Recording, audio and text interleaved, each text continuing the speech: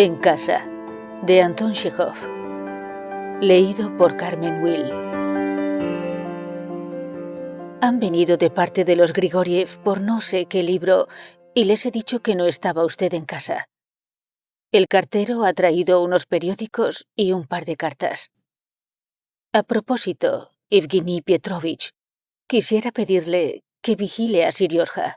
Hoy y anteayer le he sorprendido fumando.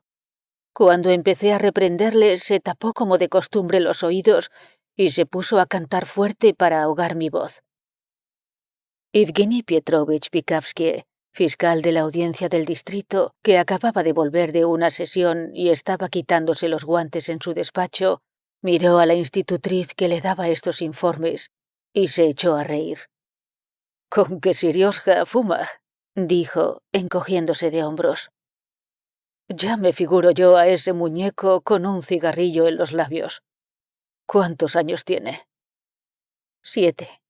Usted no lo toma en serio, pero a sus años fumar es una costumbre fea y perjudicial. Y las malas costumbres conviene arrancarlas de raíz. Es muy cierto. ¿De dónde saca el tabaco? De la mesa de usted. Ah, ¿sí? En tal caso, mándemelo usted. Cuando salió la institutriz, Pikavsky se acomodó en un sillón ante el escritorio. Cerró los ojos y se entregó a sus reflexiones.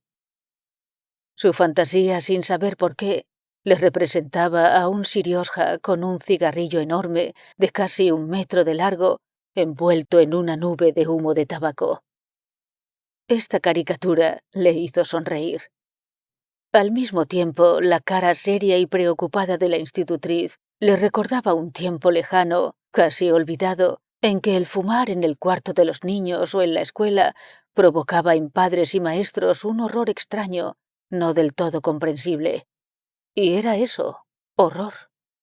Azotaban a los chicos sin piedad, los expulsaban del colegio, les echaban la vida a perder, y todo ello sin que ni uno solo de los padres y maestros supiera a ciencia cierta en qué consistía el perjuicio o la infamia de fumar. Incluso las gentes sensatas no sentían empacho en arremeter contra un vicio que no comprendían. Evgeny Petrovich se acordaba del director de su colegio, un viejo bondadoso y culto que cuando cogía a un alumno fumando un cigarrillo, se ponía pálido, convocaba enseguida al consejo pedagógico en sesión de urgencia y condenaba al culpable a la expulsión. A decir verdad, es probable que la ley de la convivencia social sea esta. Cuanto más incomprensible es el mal, tanto más cruel y sumaria es la manera de combatirlo. El fiscal se acordaba de 2 o 3 alumnos expulsados y de la vida que llevaron después. No pudo menos que pensar que el castigo acarrea con frecuencia un mal mucho mayor que el delito mismo. El organismo vivo posee la facultad de adaptarse rápidamente, de habituarse y acomodarse a cualquier ambiente. Si no fuera así, el hombre acabaría por percatarse de lo irracional que es a menudo el fundamento de su actividad racional, de la poca certidumbre y cordura que hay todavía en actividades tan responsables y tan terribles en sus consecuencias como la pedagogía, la jurisprudencia, la literatura. Por la mente de Evgeny Petrovich empezaron a desfilar esos pensamientos livianos y confusos propios de un cerebro fatigado que se entrega al descanso.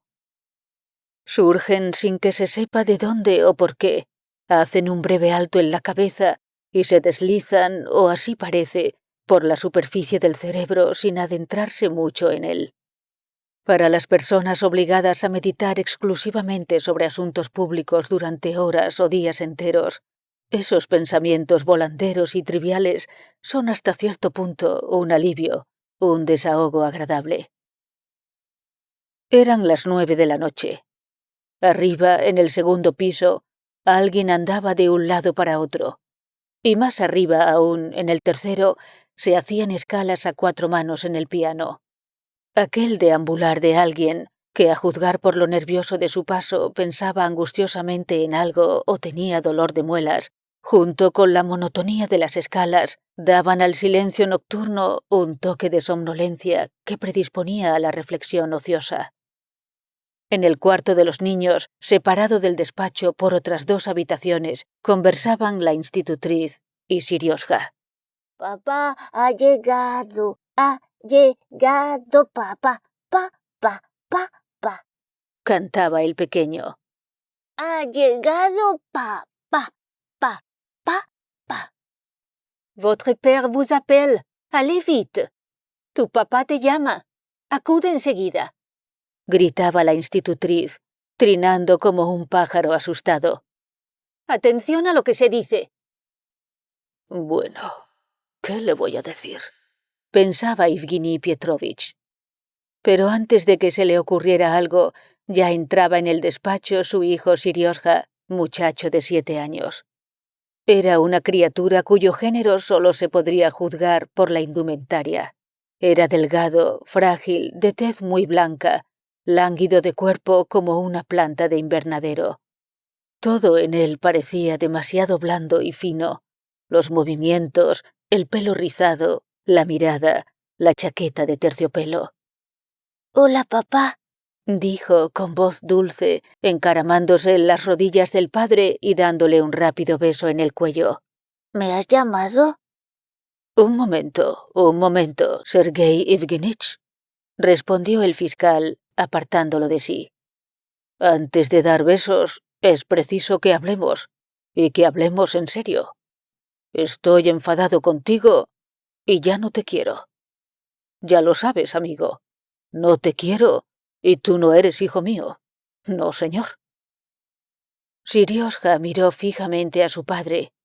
Luego trasladó la mirada a la mesa y se encogió de hombros. ¿Qué es lo que te he hecho? Preguntó perplejo, parpadeando. Hoy no he entrado ni una vez siquiera en tu despacho, ni he tocado nada. Hace un momento se quejaba Natalia Semyonovna de que fumas. ¿De veras que fumas? Sí, he fumado una vez. Es verdad. Pues para colmo, estás mintiendo, sentenció el fiscal, arrugando el entrecejo para disfrazar una sonrisa. Natalia Semyonovna te ha visto fumar 2 veces. Es decir, que te han cogido en 3 faltas.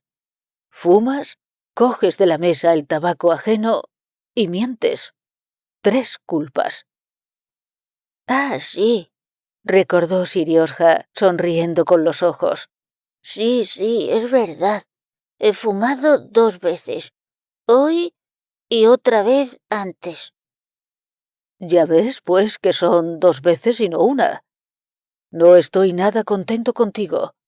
Antes eras un buen chico, pero ahora veo que te has echado a perder y que te estás volviendo malo. Mientras le arreglaba el cuello a Siriosha, Evgeny Pietrovich pensaba: ¿qué más voy a decirle? Sí, malo, prosiguió. No lo esperaba de ti. En primer lugar, no tienes derecho a coger tabaco que no es tuyo. Cada persona tiene derecho a usar solo aquello que le pertenece. Y si toma lo que no es suyo, entonces es una mala persona. Pero, ¿soy yo quien dice esto?, pensaba Evgeny Pietrovich. Por ejemplo, Natalia Semyonovna tiene un baúl con vestidos. Ese baúl es suyo y nosotros, es decir, tú y yo, no nos atrevemos a tocarlo porque no es nuestro, ¿no es así? Tú tienes caballitos y estampas. ¿Es que yo los cojo? Quizá me gustaría hacerlo, pero no son míos, sino tuyos. «Cógelos si quieres», exclamó Siriosha, arqueando las cejas. «Papá, cógelos, por favor. No tengas vergüenza. Esta perrita amarilla que tienes en la mesa es mía, y yo, sin embargo, no la... que se quede ahí». No me comprendes, dijo Vikavsky. Tú me regalaste la perrita.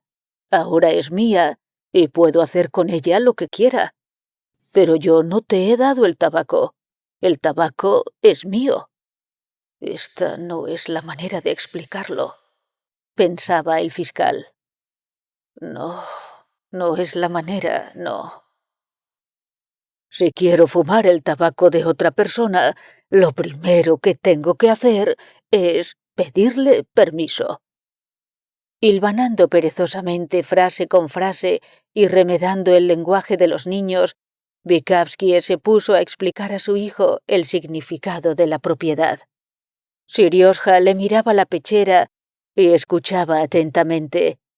Le gustaba conversar con el padre al filo de la noche. Luego apoyó los codos en el borde de la mesa y, guiñando los ojos, empezó a observar los papeles y el tintero. Su mirada recorrió la mesa y se detuvo en el bote de goma arábiga. Papá, ¿de qué se hace la goma? Preguntó de pronto, acercando el bote a los ojos. Vikavsky le quitó el bote de las manos, lo puso en su sitio y continuó. En segundo lugar, fumas. Eso es muy feo. Si yo fumo, ello no quiere decir que uno deba fumar. Yo fumo y sé que es una cosa tonta. Me reprendo a mí mismo y me desprecio por ello. ¡Qué pedagogo más astuto soy!, pensaba el fiscal. El tabaco perjudica mucho la salud, y el que fuma muere antes de tiempo. Y el fumar es sobre todo perjudicial para los niños pequeños como tú. Tienes el pecho débil y no eres todavía muy robusto. A las personas débiles el tabaco les causa tuberculosis y otras enfermedades. El tío Ignatie, por ejemplo, murió de tuberculosis. Si no hubiera fumado, quizá viviría aún. Siriosha miró pensativamente la lámpara, tocó la pantalla con el dedo y suspiró. El tío Ignatie tocaba bien el violín, declaró. Su violín está ahora en casa de los Grigoriev. Siriosha volvió a apoyar los codos en el borde de la mesa y quedó absorto. En su rostro pálido se dibujó una expresión extraña. Diríase que se escuchaba a sí mismo o que seguía el hilo de sus propios pensamientos. Sus ojos grandes, que miraban sin pestañear, reflejaban tristeza y algo así como espanto. Probablemente pensaba ahora en la muerte, que no mucho antes le había arrebatado a su madre y a su tío Ignatie. La muerte se lleva al otro mundo a las madres y a los tíos y deja en este a los niños y los violines. Los muertos viven en el cielo, alrededor de las estrellas, y desde allí miran la tierra. ¿Cómo soportar la separación? ¿Qué voy a decirle?, pensaba Evgeny Pietrovich. No me escucha. Se ve que no da importancia ni a sus picardías ni a mis argumentos. ¿Cómo hacerle comprender? El fiscal se levantó y empezó a pasear por el cuarto. Antes, cavilaba, en mis tiempos, estas cuestiones se resolvían de una manera muy sencilla. Si cogían a un chico fumando, le calentaban el trasero. Los pusilánimes, los cobardes, dejaban de fumar. Los más valientes y listos escondían el tabaco en la caña de la bota y se iban a fumar al desván. Cuando les cogían en el desván y les volvían a zurrar, se iban a fumar al río. Y así sucesivamente hasta que llegaban a mayores. Mi madre, para que yo no fumara, me daba dulces y dinero. Hoy día ese procedimiento nos parece ineficaz e inmoral. Con el apoyo de la lógica, el pedagogo de hoy procura que el niño adquiera buenos hábitos, no por miedo o por afán de distinguirse o de recibir un premio, sino conscientemente. Mientras paseaba pensando de este modo, Siriosha había trepado sobre la silla que estaba al lado de la mesa y se había puesto a dibujar. Para que no pintarrajeara los papeles oficiales ni tocara la tinta, había en la mesa un paquete de cuartillas cortadas expresamente para él y un lápiz azul. Hoy, cuando la cocinera estaba picando coles, se cortó un dedo, anunció, dibujando una casita y moviendo las cejas. Dio un grito tan grande que todos nos asustamos y fuimos corriendo a la cocina. ¡Qué tonta! Natalia Semyonovna le dijo que se lavara el dedo en agua fría y ella se lo chupaba. Mira que meterse el dedo sucio en la boca. Papá, eso es muy feo. Siguió diciendo que a la hora de la comida había entrado en el patio un organillero acompañado de una muchacha que cantaba y bailaba al son de la música. Sus pensamientos llevan su propio curso, pensaba el fiscal. Tiene su pequeño mundo en la cabeza y a su modo sabe lo que es importante y lo que no lo es. Para captar su atención y su conciencia, no basta con imitar su lenguaje, sino que además es menester pensar a su manera. Me entendería muy bien si yo, en efecto, me quejara por lo del tabaco, si estuviera ofendido, si llorara. Por eso las madres son indispensables para la buena crianza, porque sienten, lloran y ríen a la par que los chicos. Con la lógica y la moral no se va a ninguna parte. Bueno, ¿qué le digo? ¿Qué? A Evgeny Petrovich le parecía extraño y ridículo que él, jurisperito que había pasado la mitad de su vida ejercitándose en toda suerte de coerciones, amonestaciones y castigos, no acertara ahora con lo que convenía hacer, ni supiera qué decir al muchacho. Oye, dame tu palabra de honor de que no vas a fumar más, dijo. Palabra de honor. Nor. Canturreó Siriosha, apretando el lápiz con fuerza e inclinándose sobre el dibujo. ¿Pero es que sabe acaso lo que significa palabra de honor? Se preguntaba Vikavsky. ¡Qué mal maestro soy! Si alguno de nuestros pedagogos o nuestros jueces pudiera verme ahora la cabeza por dentro, diría que soy un blandengue y tal vez sospecharía un exceso de argucia. Pero es que en la escuela y el tribunal estos condenados problemas se resuelven mucho más sencillamente que en casa. Aquí tiene uno que vérselas con gente a quien uno quiere con delirio, y el cariño es exigente y complica la cuestión. Si este muchacho no fuera mi hijo, sino mi discípulo o un reo en el banquillo, no me sentiría tan cobarde ni tan incapaz de pensar con claridad. Evgeny Petrovich se sentó a la mesa y acercó hacia sí uno de los dibujos de Siriosha. El dibujo representaba una casa con la techumbre torcida y con un humo que iba zigzagueando desde la chimenea hasta el borde mismo de la cuartilla. Junto a la casa había un soldado con puntos en lugar de ojos y una bayoneta en forma de número 4. El hombre no puede ser más alto que la casa, señaló el fiscal. Mira, el tejado le llega al soldado solo al hombro. Siriosha se le subió a las rodillas y estuvo rebullendo largo rato hasta encontrar una postura adecuada. No, papá, dijo mirando el dibujo. Si pintas más pequeño al soldado, no se le ven los ojos. Había que discutir con él.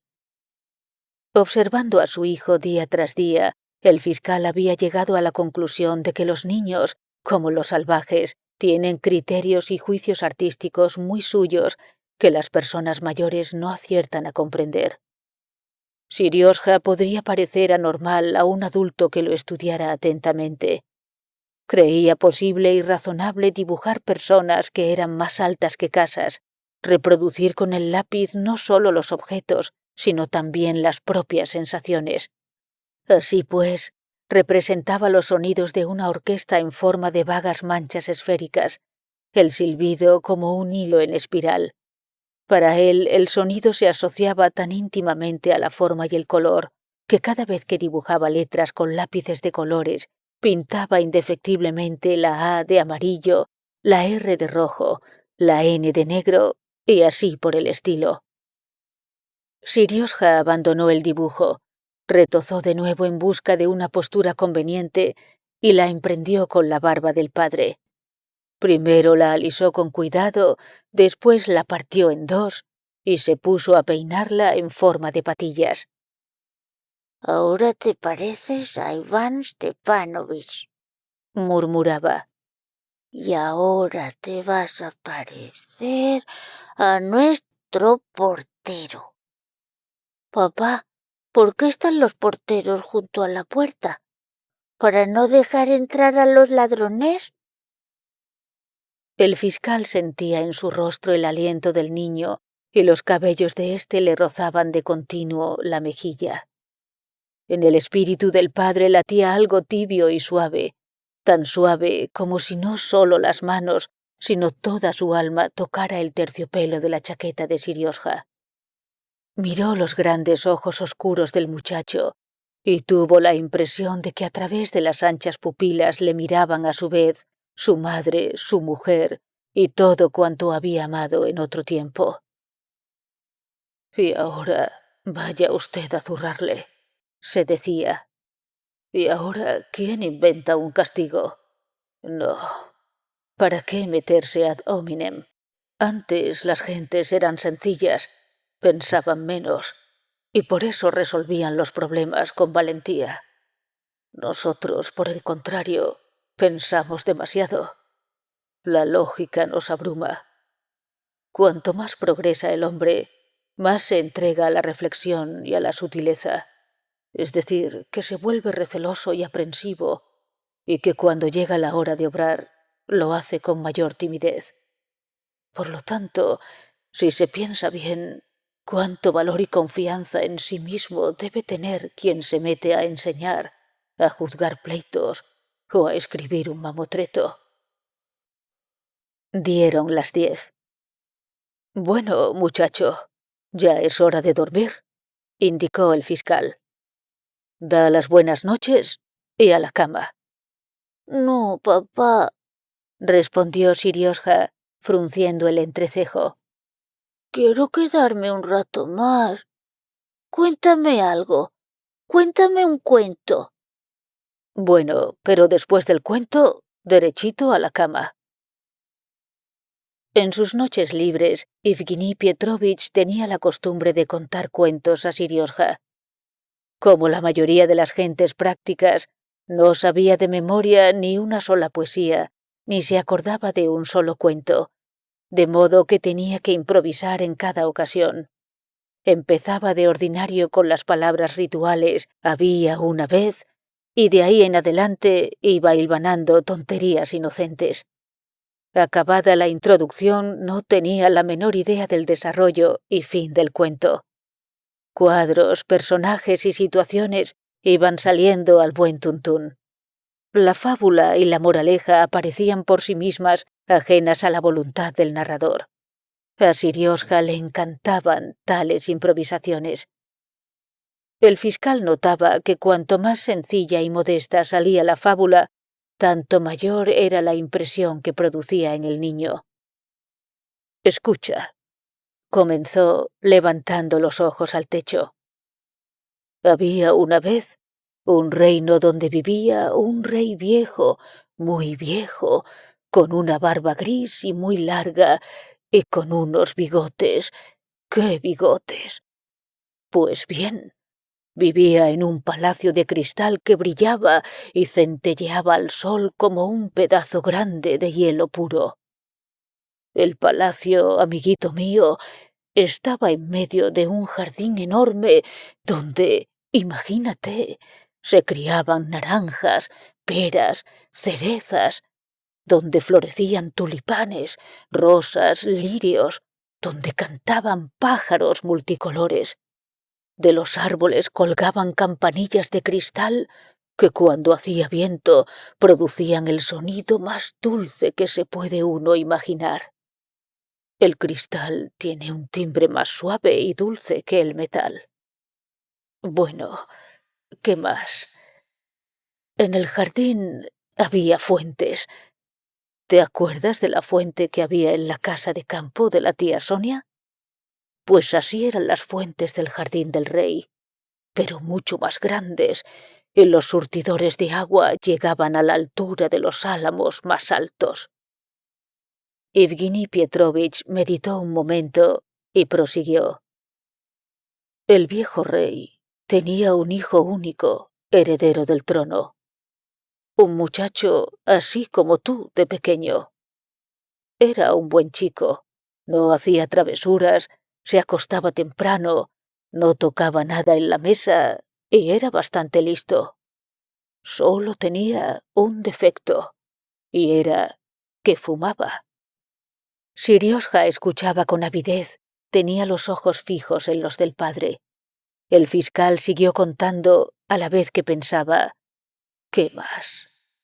Durante largo rato estuvo adornando la historia hasta que concluyó así. De fumar, el príncipe cayó enfermo de tuberculosis y murió cuando tenía 20 años. El rey, viejo y enfermo, quedó desamparado. No había nadie que gobernara el reino ni defendiera el palacio. Llegaron unos enemigos, mataron al viejo, destruyeron el palacio y ahora en el jardín ya no hay cerezas, ni pájaros, ni campanillas. De modo, amigo, que al propio Evgeny Pietrovich le pareció semejante desenlace ridículo e ingenuo, pero a Sirioja el cuento entero le causó una fuerte impresión. De nuevo sus ojos expresaron tristeza y algo parecido al miedo. Miró un momento con gesto absorto la ventana oscura, se estremeció y dijo con voz débil: No voy a volver a fumar. Cuando dio las buenas noches y se fue a acostar, el padre, sonriendo, empezó a pasear silenciosamente por el cuarto. Dirán que en esto influye la belleza, la forma artística, pensaba. Bueno, sea, pero eso no es consuelo. De todos modos, este no es un procedimiento legítimo. ¿Por qué la moral y la verdad deben tomarse no en crudo, sino mezcladas con algo, doradas y azucaradas como las píldoras? Eso es anormal, es una falsificación, un engaño, un escamoteo. Se acordaba de jurados a los que había que convencer por medio de arengas, del público que aprende historias solo a través de cantares épicos y de novelas históricas, de sí mismo que sacaba sustancia de vida no de sermones ni de leyes, sino de fábulas, de novelas, de poesía. La medicina debe ser dulce, la verdad hermosa. Así se le ha antojado al hombre desde los días de Adán. Por otra parte, quizá todo esto sea natural y, ¿por qué no?, necesario. ¿Quién sabe? ¿Quién sabe cuántos fraudes útiles hay en la naturaleza? ¿Cuántas ilusiones?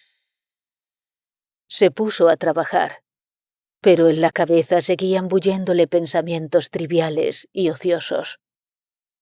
Ya no se oían escalas en el piso de arriba, pero el inquilino del segundo continuaba dando vueltas por su habitación.